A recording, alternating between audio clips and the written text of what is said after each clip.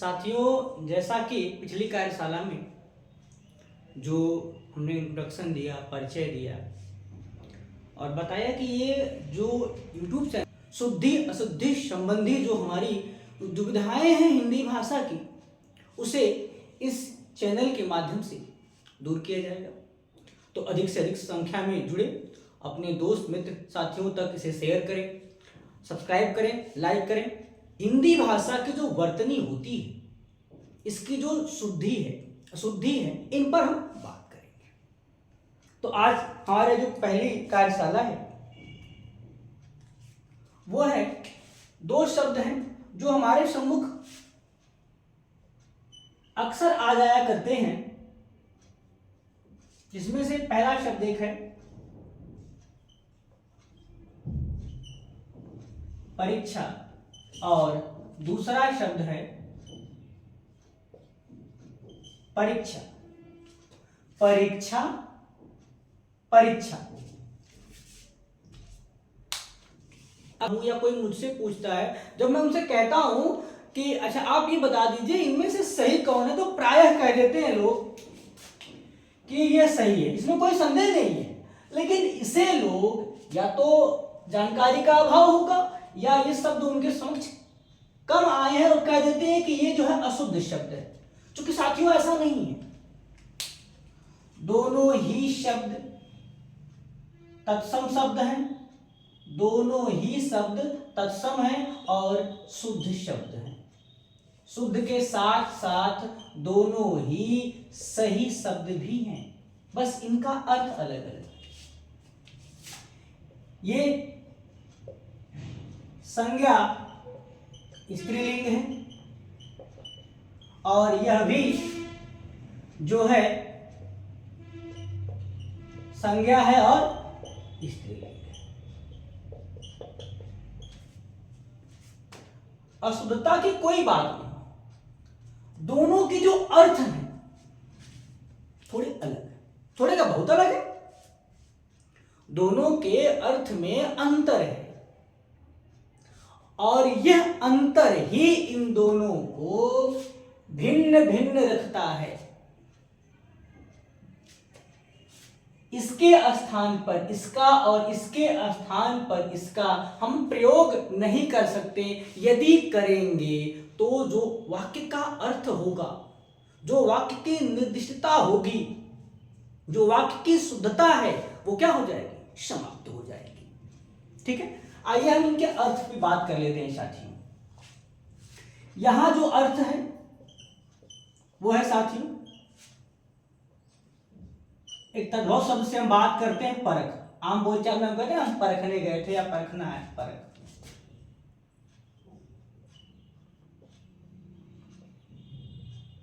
इम्तहान, तर्क,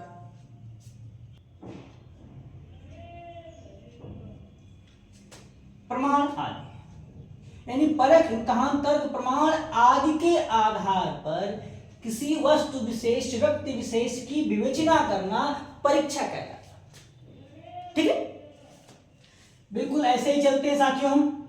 अब इसके अर्थ की बात यदि हम कर लें तो इसका अर्थ जो होता है वो होता है कीचड़ अथवा गीली मिट्टी, या तत्सम शब्द पंख। यह पंख वही पंख है जिस पंख में ज का योग करने पर पंकज बनता है, अर्थात कमल। कमल कहां खिलता है? कीचड़ में खिलता है या गीली मिट्टी में, हम कह सकते हैं। ठीक है, तो ये इसका जो है अर्थ है, कीचड़, गीली मिट्टी या पंख हम कह सकते हैं। ठीक है साथियों, अब जरा देखिएगा दोनों में जो हम उच्चारण करते हैं, तो जो श्वास की गति है, दीर्घ ई पर थोड़ी दीर्घ समय तक और लघु ई पर कम समय तक होती है, इतना ही अंतर है। श्वास की गति यदि आपको ध्यान में है तो कब किस परीक्षा या परीक्षा का प्रयोग करना है आप समझ लेंगे, जान लेंगे। अर्थ आपके समक्ष है, परीक्षा, परख, इम्तिहान, तर्क, प्रमाण आदि। और यहाँ परीक्षा का अर्थ है कीचड़, गीली मिट्टी या पक। जरा हम वाक्य प्रयोग कर लेते हैं, वाक्य में इसका हम प्रयोग कर लेते हैं साथियों और देखते हैं।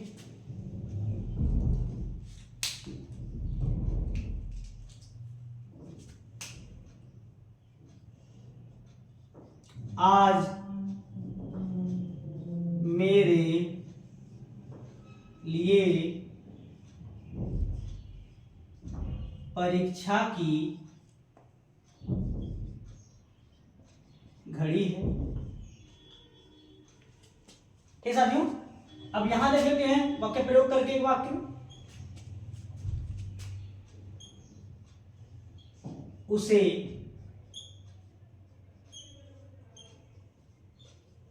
वृक्षारोपण के लिए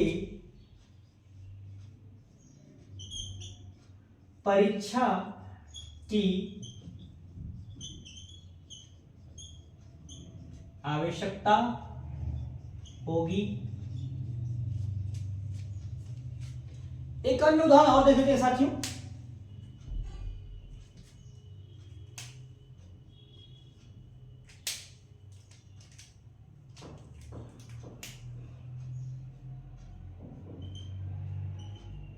परीक्षा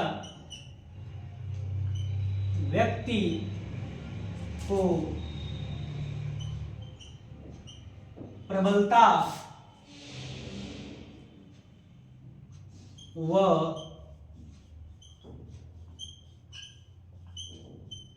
आत्मविश्वास प्रदान करती है। यहां देख लेते हैं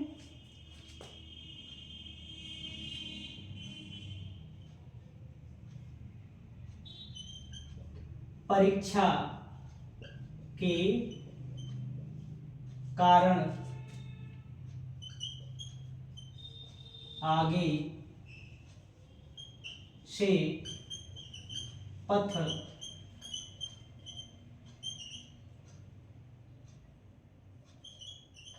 अवरुद्ध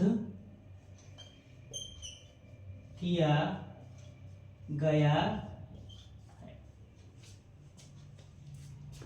जरा साथियों इसे समझिएगा। परीक्षा संज्ञा है, स्त्रीलिंग है। परीक्षा यहां भी संज्ञा स्त्रीलिंग है, दोनों के दोनों शब्द जो है वो तत्सम है। यह परीक्षा भी शुद्ध शब्द है, सही है। यह परीक्षा भी शुद्ध शब्द और सही है। दोनों के अर्थ में भिन्नताएं हैं। भिन्नता के आधार पर इनका प्रयोग भी अलग अलग स्थानों पर ही किया जाता है। यहां परीक्षा का अर्थ परख, इम्तिहान, तर्क या प्रमाण है। वाक्य प्रयोग में हम देख लेते हैं, आज मेरे लिए परीक्षा की घड़ी है, इम्तिहान, परख आदि की घड़ी की बात कर रहा कोई। जरा आप देखते हैं इधर, उसे वृक्षारोपण के लिए परीक्षा की आवश्यकता होगी। मतलब कीचड़ की यानी मिट्टी जो गीली होगी, गीली मिट्टी जब होती है वहां वृक्षारोपण किया जाता है तो जो पौधे होते हैं वो आसानी से, सुगमता से जमाव ले लेते हैं। अब यहां देखिए, परीक्षा व्यक्ति को प्रबलता व आत्मविश्वास प्रदान करती है। परीक्षा व्यक्ति को प्रबलता व आत्मविश्वास प्रदान करती है। यानी जिन व्यक्तियों की परीक्षाएं होती रहती हैं उनमें धीरे धीरे प्रबलता और आत्मविश्वास आ जाता है। यहां देखते हैं, परीक्षा के कारण आगे से पथ अवरुद्ध किया गया है। बारिश की वजह से या किसी वजह से जो पथ है, रास्ता है, वो कीचड़ से भर गया है। यहां का सेंस यही है कि जो रास्ते को क्यों अवरुद्ध किया गया, क्यों रोका गया है, क्योंकि रास्ते पर, पथ पर क्या है, परीक्षा अर्थात कीचड़ भरा पड़ा है। अब यहां यदि इस परीक्षा का प्रयोग कर लिया जाए तो वाक्य का कोई अर्थ ही नहीं निकलेगा। उसे वृक्षारोपण के लिए परीक्षा की आवश्यकता होगी। ठीक है, तो यही ध्यान रखना है साथियों कि ये दोनों ही शब्द जो हैं हमारे परीक्षा परीक्षा दोनों ही शब्द हमारे सही और शुद्ध शब्द हैं, दोनों तत्सम हैं, दोनों संज्ञा स्त्रीलिंग शब्द हैं, इनमें कोई भी अशुद्ध नहीं है। बस हाँ, एक इसके स्थान पर इसका और इसके स्थान पर इसका प्रयोग नहीं किया जा सकता। ये दोनों एक दूसरे के पर्याय नहीं हैं, एक दूसरे के सटीक अर्थ वाले नहीं हैं, ये बिल्कुल ही भिन्न अर्थ वाले हैं। बोलने में या आपके सुनने में ये अवश्य समान लगते होंगे, किंतु इनकी जो अर्थ की व्यवस्था है, ठीक है, या इनके प्रयोग की जो व्यवस्था है वो बिल्कुल अलग अलग है। आज की कार्यशाला यहीं तक। अगली कार्यशाला में फिर ऐसे ही 2-3-4 शब्दों के साथ उपस्थित होंगे। तब तक के लिए धन्यवाद, नमस्कार, जय हिंद, जय भारत।